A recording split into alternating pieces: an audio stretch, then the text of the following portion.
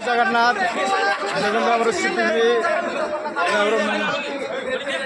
Plan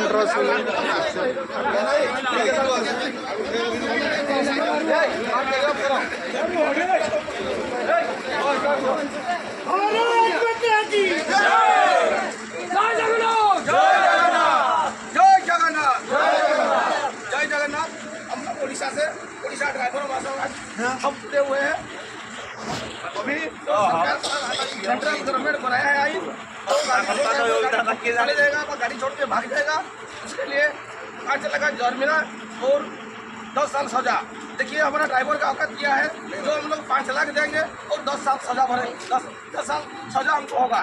इसलिए सरकार अगर ये आइन नहीं उठाएगा तो हम लोग दूसरे दिन के लिए गाड़ी नहीं चलाएंगे, छोड़ देंगे। कल हमारा जो प्रेसिडेंट है उड़ीसा ड्राइवर महासंघ का कल दिल्ली गया है रात को ट्रेन में। सब एसोसिएशन का जो लीडर भाई लोग सब आ रहे हैं, ये विचार होगा। ये हमारे का नालको का सीपी का प्लांट का लागू रहेगा, ड्राइवर का यूनियन का थोड़ा आलोचना चल रहा है, इसीलिए वो बनता है।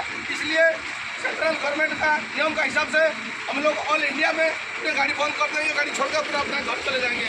ये हमारा पता है और हम लोग चाहते हैं कि सरकार ये जो आइन लागू किया है ड्राइवर का विरोध किया है, ड्राइवर का क्या औकात है जो 5 लाख